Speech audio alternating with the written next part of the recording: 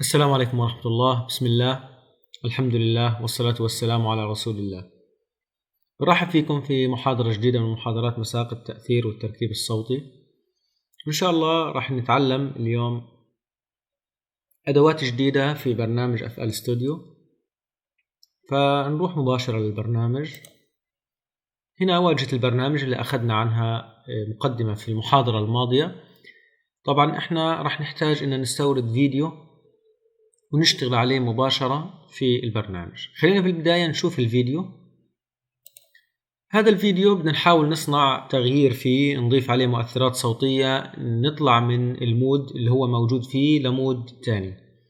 ممكن نستخدم برنامج الFL Studio، كمان نستخدم برنامج البريمير وبرنامج الأفتر إفكت في هذا العمل. في البداية عشان احنا نجيب الفيديو على برنامج FL Studio راح أضغط هنا رايت كليك، أختار Insert وبعدين Fruity Video Player بهذا الشكل. طبعا أنا هذا الفيديو بلاير ضفته في الباترن 1 وما بدي أي حاجة معاه هنا، فممكن أنا أضغط عليهم واحد واحد بالزر اليمين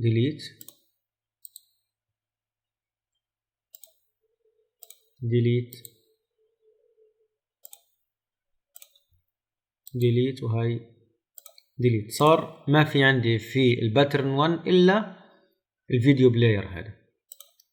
الآن بدنا نجيب الفيديو هنا نشغله. أنا راح أفتح الملف اللي موجود فيه عندي الفيديو في 21 وبعدين أخذ المسار كنترول سي أو كنترول إكس ونيجي هنا على الفايل في الفيديو ونعمل بيست وإنتر ونختار هذا الفيديو.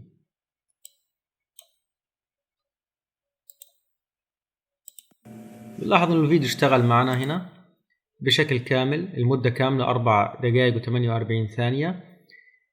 نقطة مهمة جدا، احنا بالنسبة لنا بدنا نعمل ديسيبل للأوديو، ما بدنا الصوت من هنا أو من هنا. ليش؟ لأنه احنا بدنا نصنع المؤثرات اللي موجودة بشكل كامل من الصفر.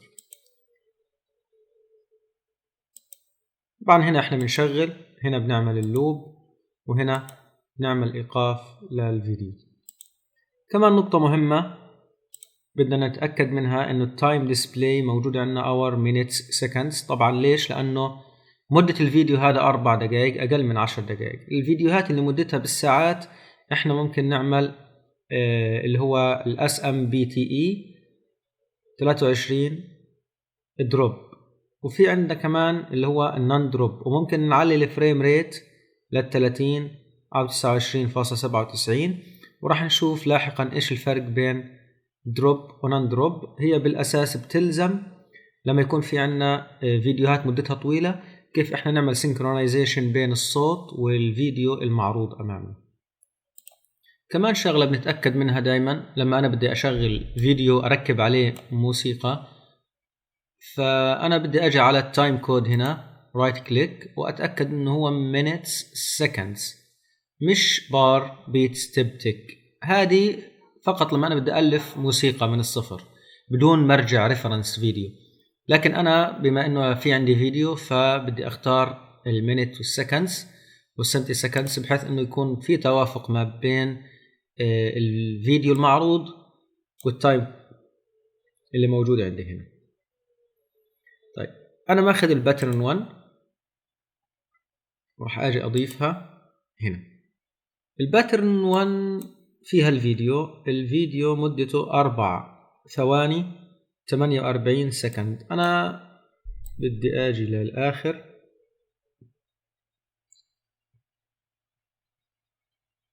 لعند 4 ثواني و33 سكند، تمام؟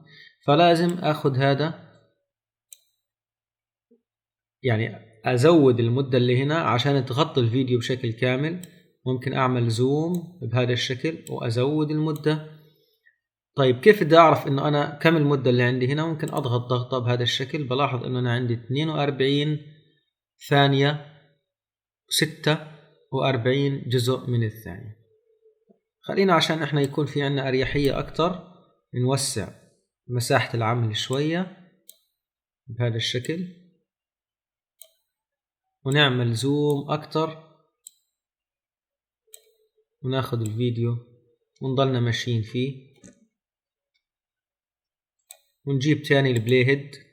صار في عندي 4 دقايق و22 ثانية.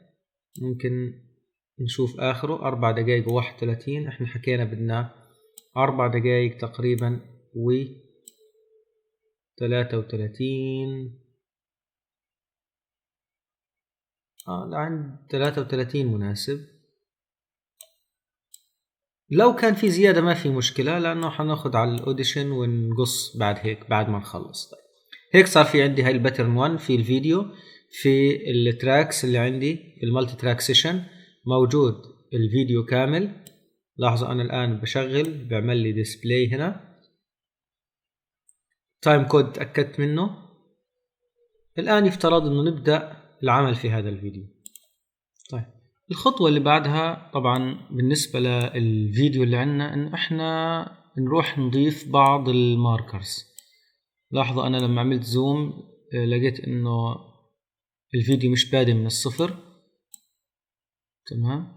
طيب هاي زوم نشوف الكل، ونيجي في البداية في عندنا هنا زر للإضافة وعندنا هنا زر للإضافة. إحنا الآن حناخد هذا نشوف إيش اللي فيه، وثانيا اللي بعده. خلينا من هذا الزر نعمل add time marker add 1، ولاحظوا اختصارها alt t add 1، وحعمل start.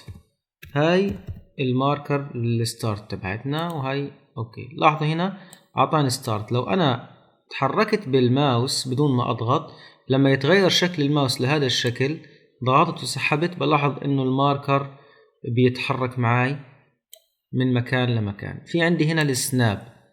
لاحظوا السناب لاين ممكن يكون كمان السناب في بعض الحالات ستيب، انه بيمشي معاي خطوة خطوة.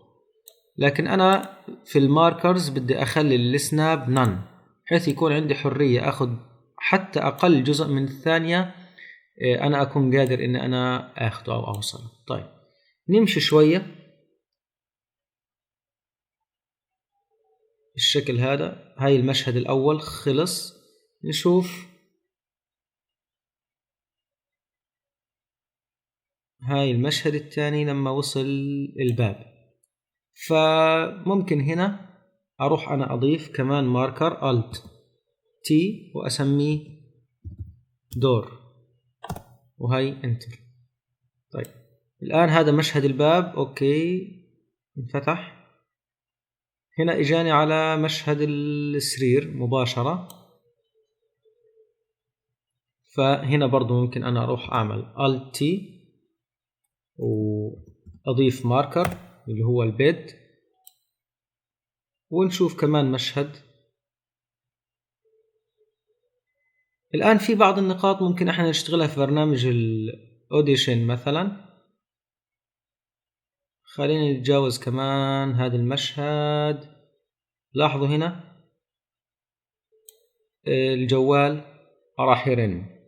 تمام. فهنا راح اختار كمان او اضيف كمان ماركر Alt T واسميه مثلا رينج موبايل. هاي انتر. نلاحظ هنا الجوال بدا يرن. الان انا ضفت هاي الماركرز عشان اقدر اشتغل او اضيف المؤثرات عليها.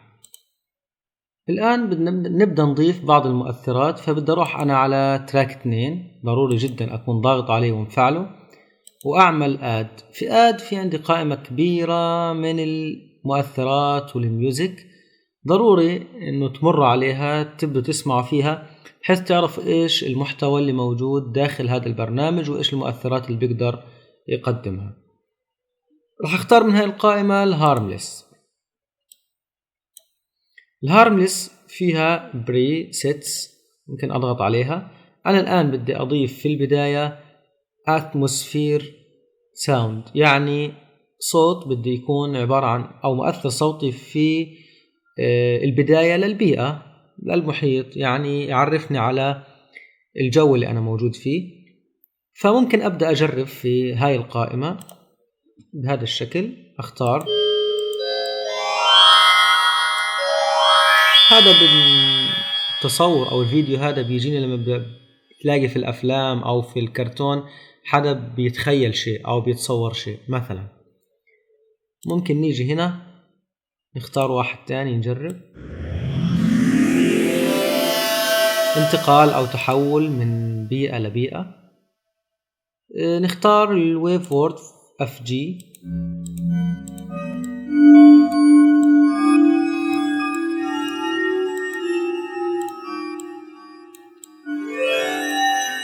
تمام، هذا ممكن يكون مناسب بالنسبة إلي. خلاص راح أعمل X، أجي هنا بلاحظ إنه جاب لي إياه وضاف لي جزء منه هنا. طيب ممكن نعمل زوم.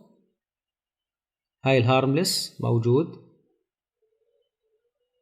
هارملس. أوكي نسمع.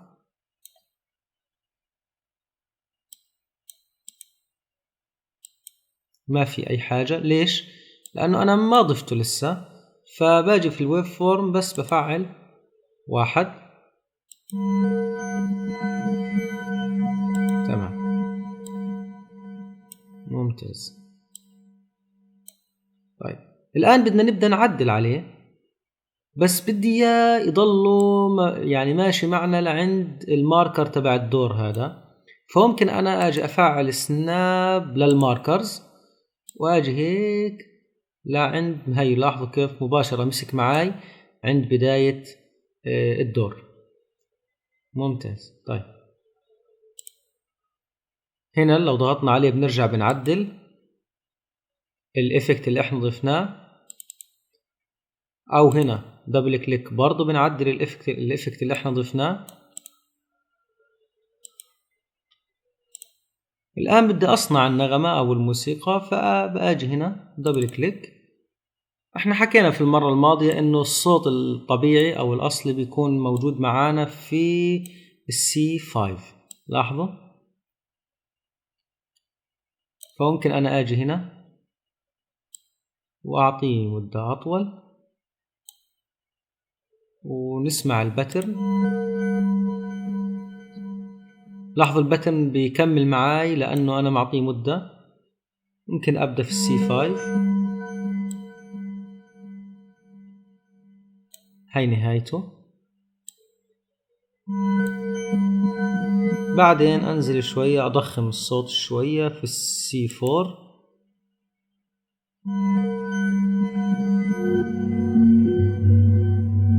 وننزل بعدين مثلا في C3 ننهي.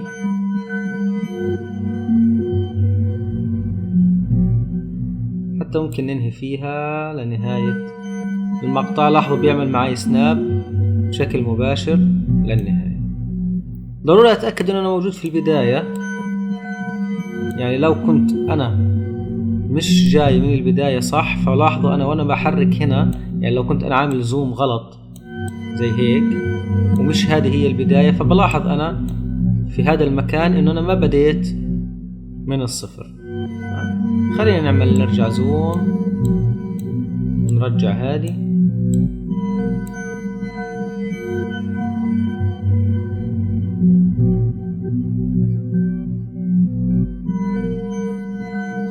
اوكي نسمع الصوت.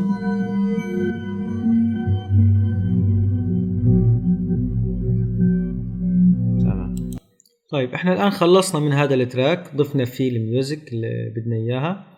راح أحدده. ممكن أجي مرة واحدة على الميكسر على التراك الثاني وأضغط كنترول L عشان أجيب الصوت هذا اللي في التراك 2 أجيبه في الميكسر. ممكن بالزر اليمين عليه كمان نختار Rename and Color، بس أغير اسمه.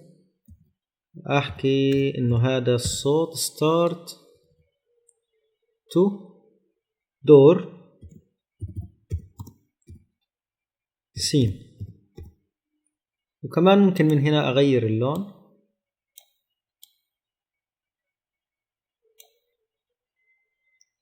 accept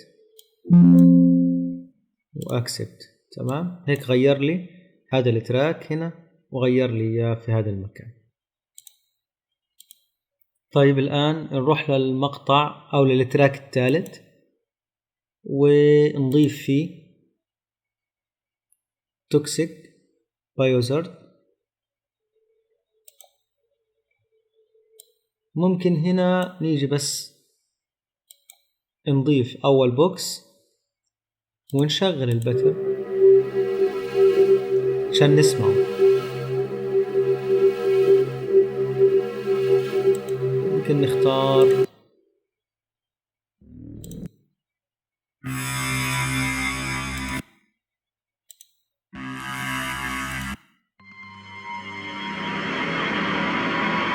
هذا بدنا نحطه وين؟ لما يفتح الباب ويضوي الضوء. طيب ناخذ هذا، ممتاز،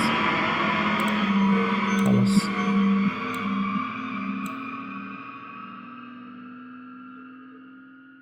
طيب وين راح نيجي نضيفه؟ زي ما حكينا نضيفه من هنا من نهاية الصوت.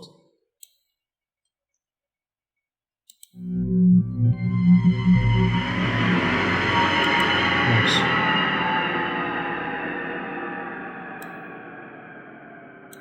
الآن بدي عند البيد، خلينا هذا نسحبه لعند البيد. طبعا احنا عاملين السناب، نتذكر سناب تو ماركر. وبدي أضيف أنا هنا شغلة، إنه لما يضوي الضوء مجرد ما يضويه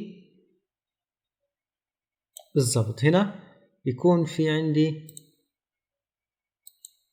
هاي بالزر اليمين أو Alt T Add Marker، وبدي أعمل Dark to Light مثلا ماركر هنا. طيب دبل كليك،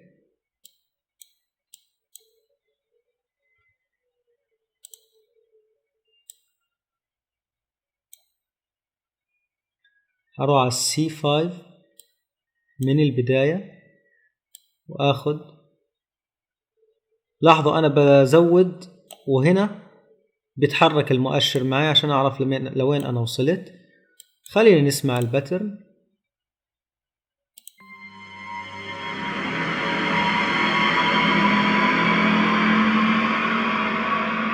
ممتاز، نضيف كمان واحد هنا. طبعا أنا ضفته هنا ليش؟ لا يعني بدي أسحبه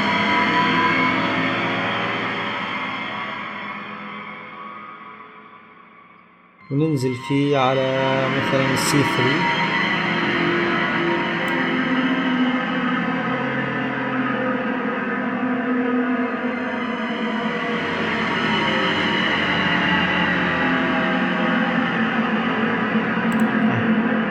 نيجي للسونج.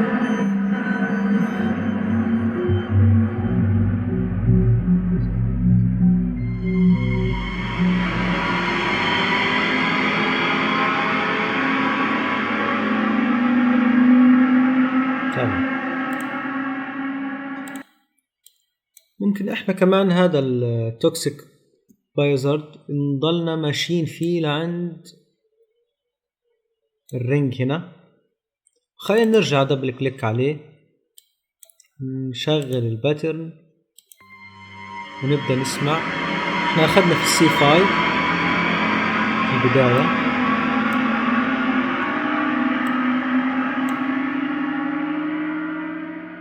تمام، أخذنا في C5 بعدين C3.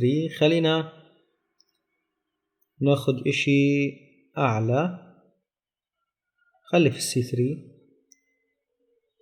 ممكن ناخد في C4 ننزل درجة.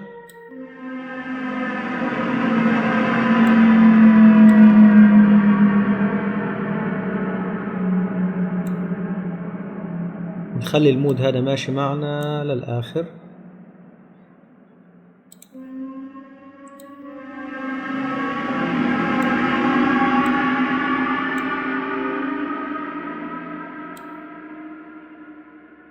نرجع نسمع.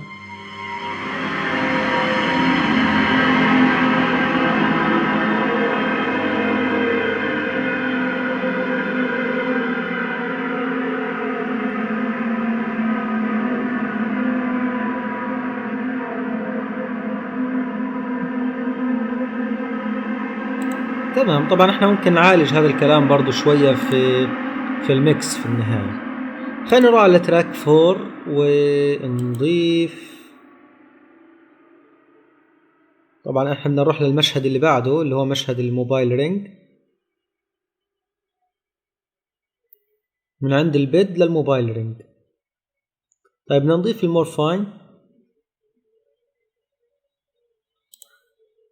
ضفناه في البداية، ونيجي هنا على الاوبشنز اللي فيه ونسمع.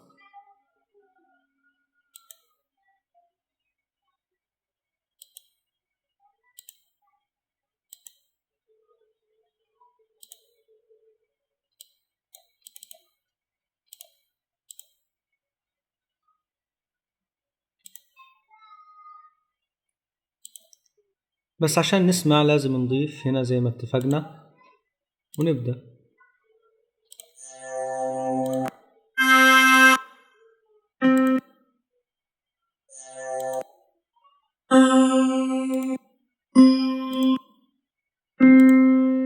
هنا أنا بس باخد جولة سريعة.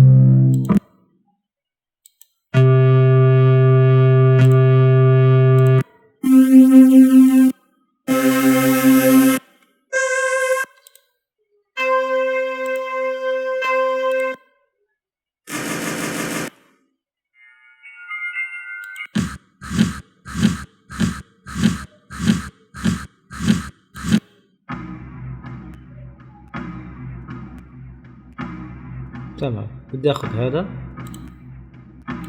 خلص، وبنفس الآلية نيجي هنا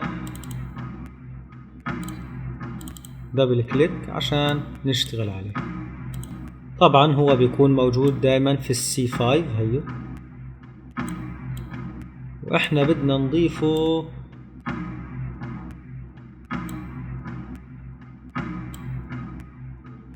من الدور او من الدارك حتى بالضبط لهنا. خلينا نيجي نزود مدته،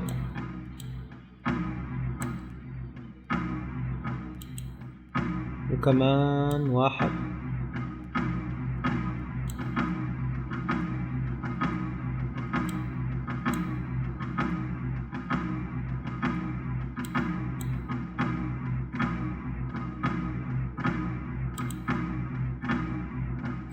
رايت كليك عليه بعمل له ديليت بس.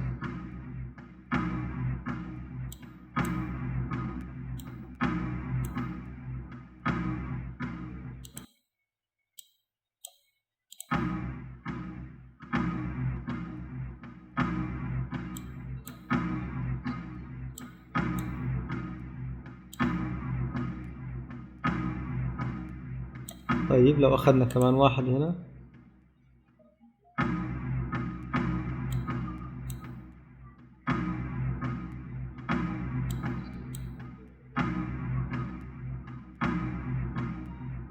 تمام.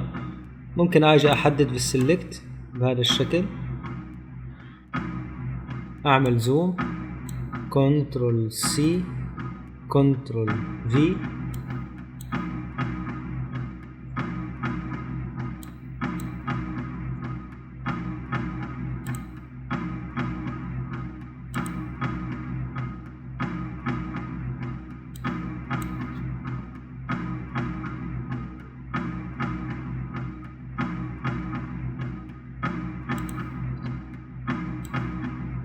احركهم.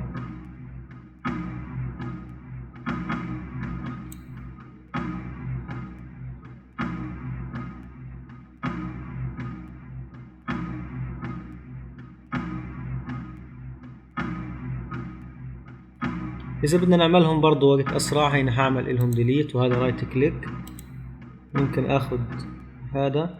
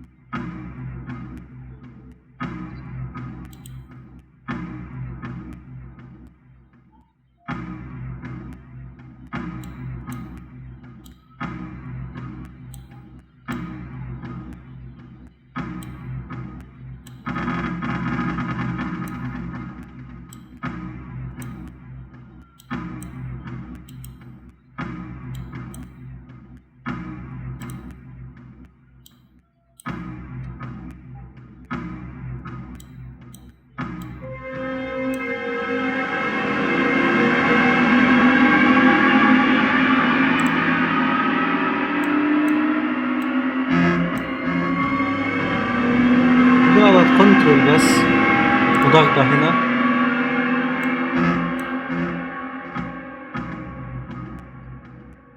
كنترول ضغطة بيعمل لي سولو عليه.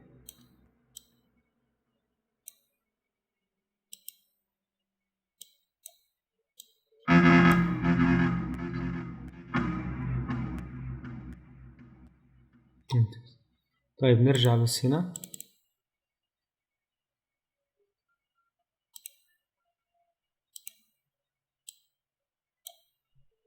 هاي الباترن حدده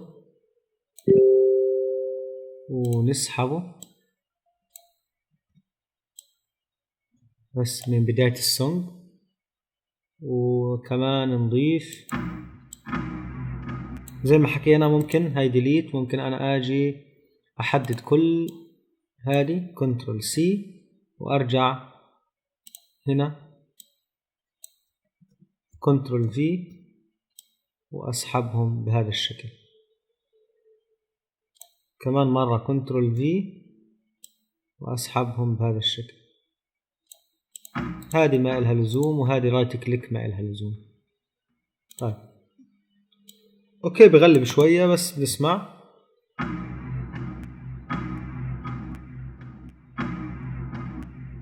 طيب كنترول ومرة ثانية ضغطة هنا ونرجع الصوت من الأول.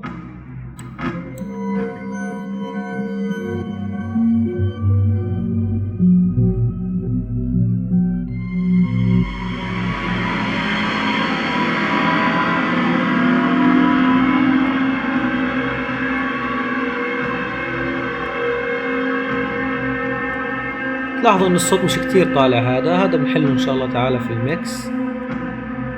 خلاص نروح للميكس. في عنا احنا ايش؟ توكسيك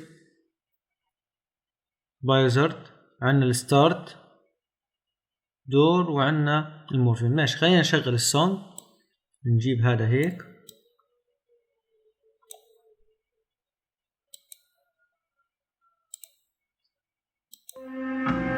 من البداية.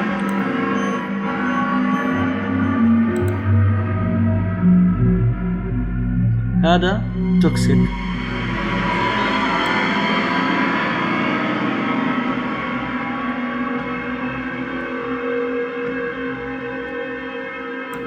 ونزود المورفين.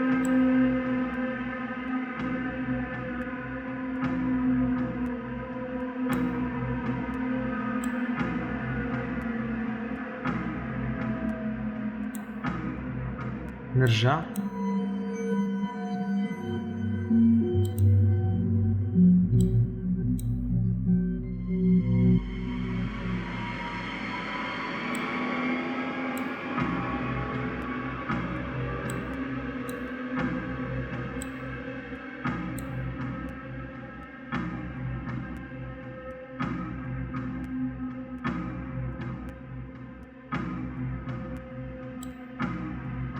تمام.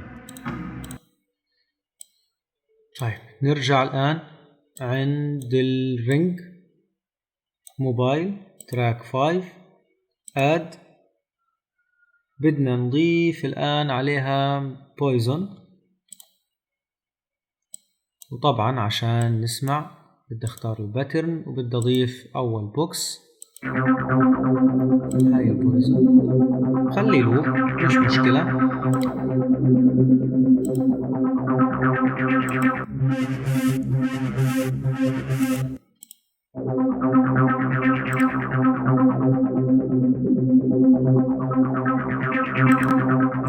نيجي على الاي ار بي كلاسيك.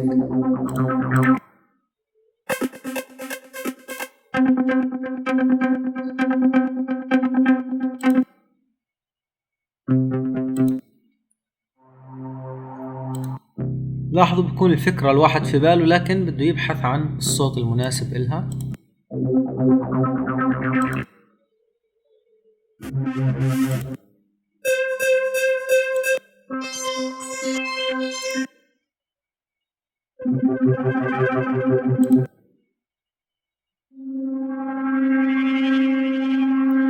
شوف هذه مع نسمع رنة الموبايل.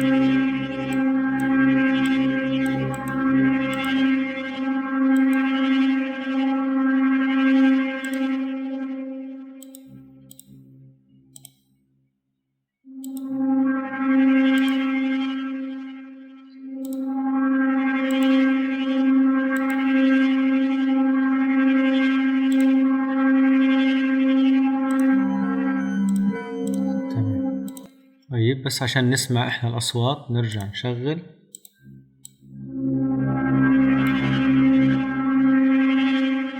نوقف.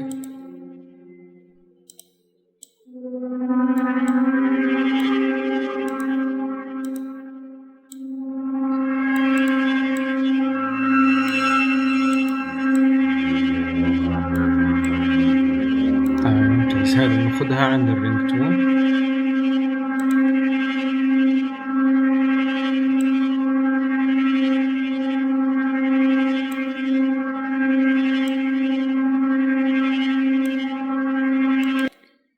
هنا هذا راح نضيفه أو نكمل فيه شوية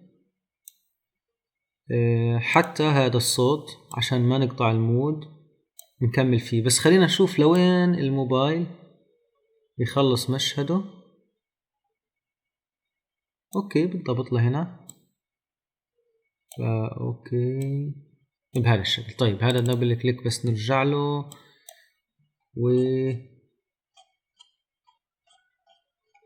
نزود. لاحظوا الوقت بس عشان بدي أعطيه أنا وقت بزيادة. ممكن أنا أجي هنا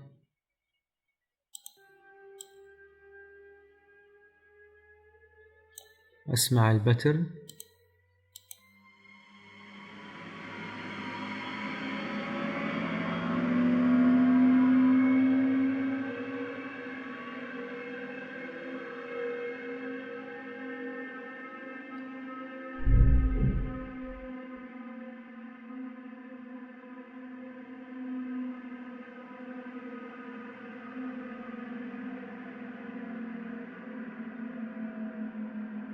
لاحظوا الانتقال بس.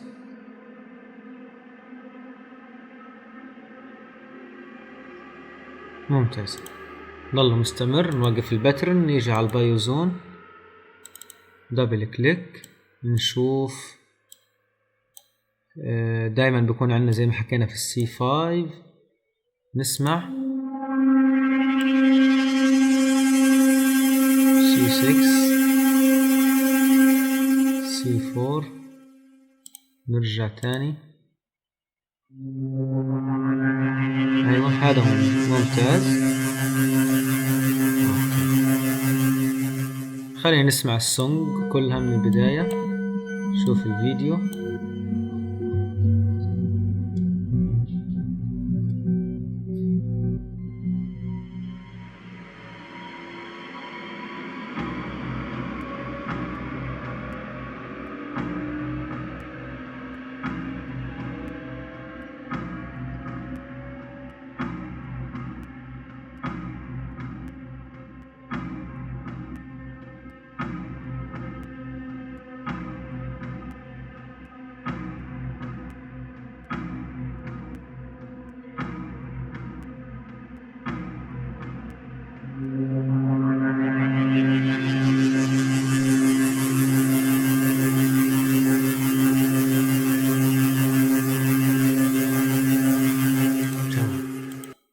هنا بس ممكن احنا نكمل لعند ما يرد على الجوال بالضبط هنا. ونروح كمان نضيف ماركر مثلا موبايل answer. اخذ هذه شغل الباترن. ناخذ مثلا ممكن مدها شوية هيك.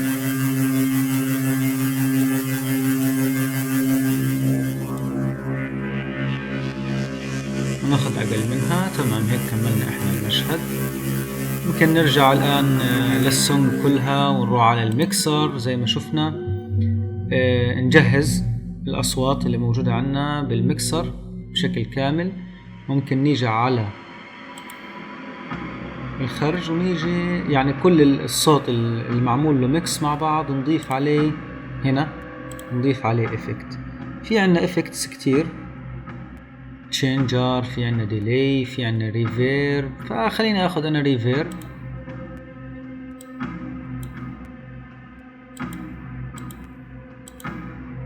اخذ سمول ستوديو.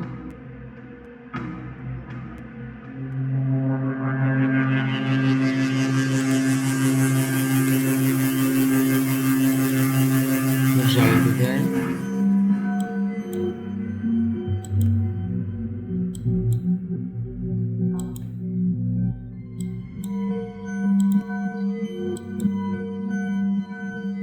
تمام، هيك بريفيرب بسيط على الصوت اللي عنا. احنا الان يفترض انه هذا كله يتكمل، الاشياء اللي بدها مؤثرات بدها تنضاف، وبعض الاشياء بدي يتم اضافتها في برنامج الاوديشن. بدي اروح انا على فايل اكسبورت، بدي اختار ويف فايل عشان اخذ اعلى جودة واشتغل فيها في ادوب اوديشن اذا انا احتجت. هنا احنا بدنا نروح نلصق الباث اللي كنا ناسخينه من قبل، وممكن هنا اسميه هوتيل فروم FL وسيف. طبعا بدي اكون حريص ان انا اختار جودة عالية 32 بت ريت ستيريو، خليه ستيريو، ونعمل ستارت. حيعمل ريندر. خلاص الان يفترض انه طلع لي ملف الصوت. طيب هذا الملف بدنا نحفظه فايل سيف از بروجكت. بدي اسميه برضو هوتيل بارت 1 لانه احنا ما كملناه. وين بدنا نحفظه؟ في نفس المكان، وهاي سيف. بس هيك انا بقدر اطفي برنامج الاف ال ستوديو واجي هنا بلاحظ انه اعطاني ملف الصوت.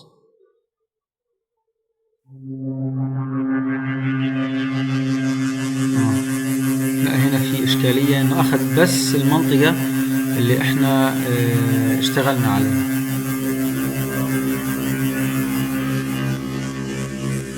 ارجع بس للبروجكت اللي عندي واعمل فايل اكسبورت ويف فايل في مجلد 21 بارت 1. ممكن بس عشان نعيد تسميته. كل الاعدادات تمام. ستيريو.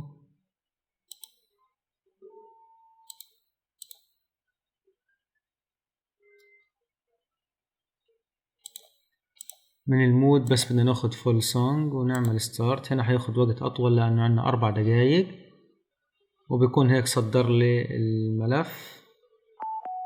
اوكي، ممكن نرجع هنا. هاي ملف الصوت اللي عندي كامل 89 ميجا لانه ويف فايل. طيب نروح نفتح برنامج الاوديشن.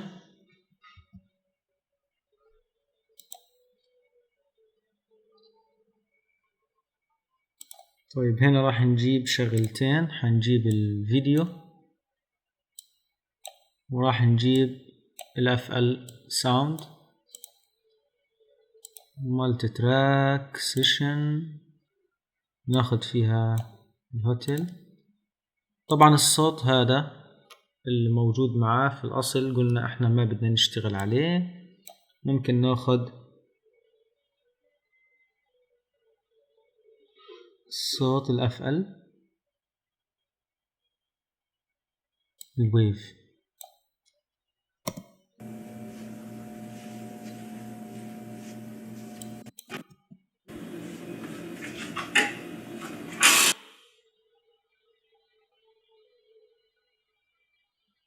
عفوا، هذا اللي احنا حذفناه بدنا ناخد هذا الهوستل بارت 1. اوكي، ايوه تمام. لاحظوا اجا مع الماركرز كمان تاعته لان احنا حفظناه ويف بكل التفاصيل.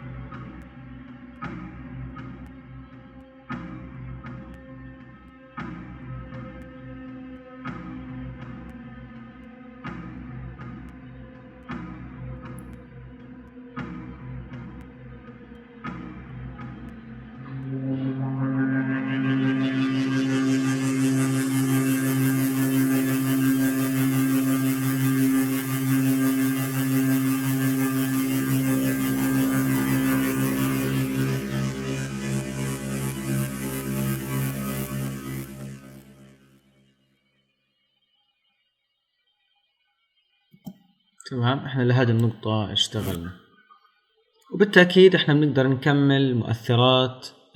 إذا كان عندنا مؤثرات جاهزة نضيفها على هذا المشهد، إذا بدنا نسجل صوت نضيف ديالوج، كله من خلال أدوب أوديشن زي ما تعلمنا في المحاضرات الماضية.